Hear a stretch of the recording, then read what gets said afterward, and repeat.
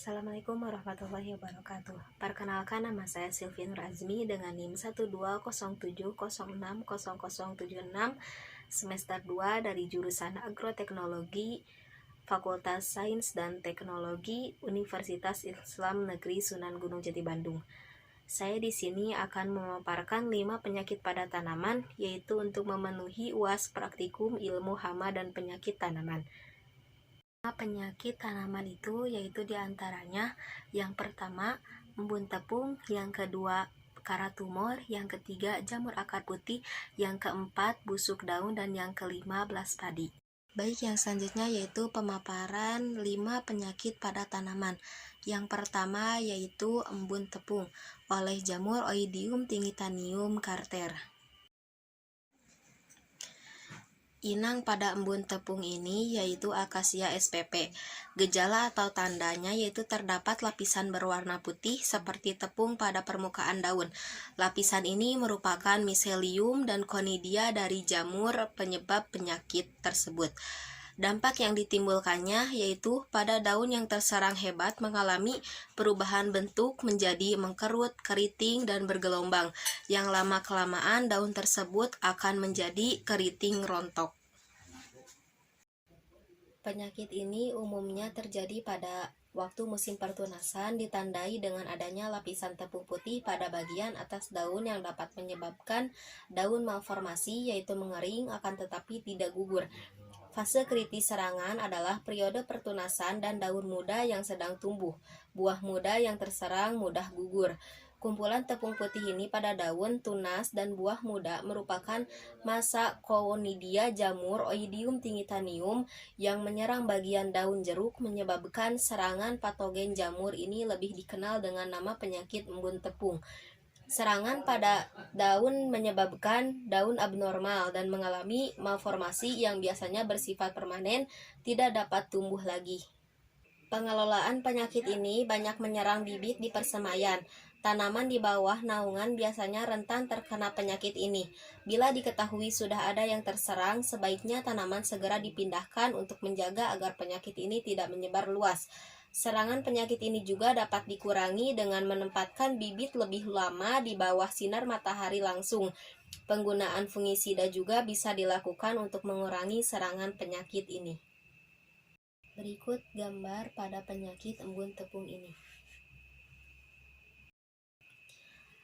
Lalu penyakit yang kedua yaitu pada karat tumor yang disebabkan oleh jamur Uromycladium fulcatarium. Inangnya yaitu Acacia spp dan sengon. Gejalanya yaitu yang terdapat bercak nekrotik berbentuk agak bulat dengan warna hijau pucat yang terletak pada permukaan daun maupun pada batang dan tangkai. Bercak ini agak tebal dan membentuk bintil. Bila bintil ini sudah tua, warna coklat kehitam-hitaman.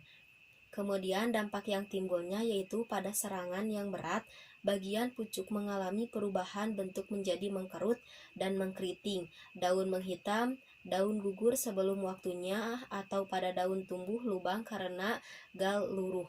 Akibatnya pertumbuhan tanaman terhambat, bahkan bibit atau tanaman muda akan mengalami kekeringan dan mati. Karat tumor merupakan penyakit yang secara masif menyerang sengon dan menarik perhatian petani sengon karena menimbulkan keringanan yang cukup besar. Serangan karat tumor dapat menyebabkan kerusakan bahkan kematian tanaman hingga 90%. Penyakit karat tumor pada sengon disebabkan oleh jamur Uromycladium fulcatarium dan merupakan parasit obligat yang hanya mampu hidup dan menyelesaikan siklus hidupnya pada tanaman inang yang masih hidup. Jamur karat tumor dapat menyerang pada berbagai tingkat hidup pohon dan menginfeksi semua bagian tanaman. Namun pada semai sengon, batang merupakan bagian tanaman yang paling rentan terhadap serangan karat tumor tersebut.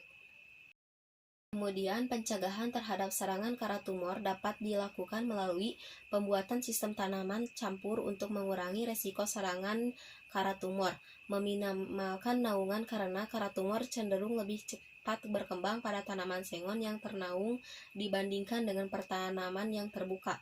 Adanya radiasi sinar ultraviolet selama 5 jam berturut-turut dapat menghambat perkecambahan Reliospora jamur karat. Selain itu juga dapat dilakukan langkah pencegahan dengan menanam bibit cengon yang telah melalui proses pemuliaan sehingga akan lebih tahan apabila terserang penyakit tersebut.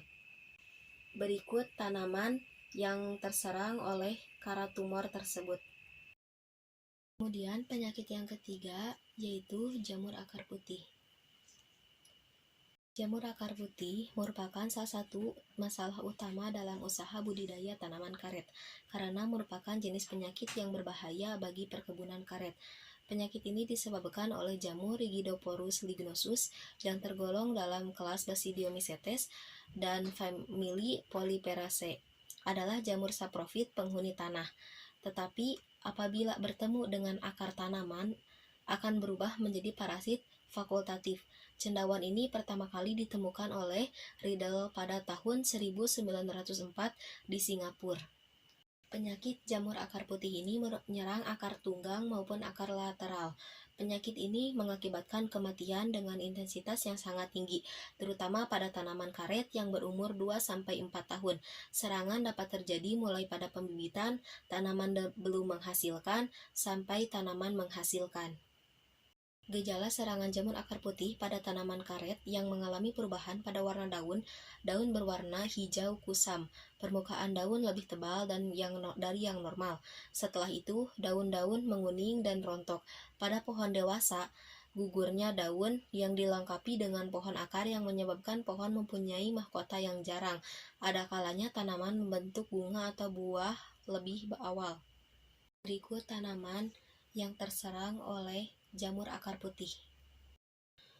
Lalu penyakit yang keempat yaitu busuk daun. Busuk daun merupakan penyakit pada tanaman hortikultura yang paling umum dan banyak menyerang pada buah dari suku Solanaceae seperti tomat maupun cabai yang ditanam di daerah dataran tinggi.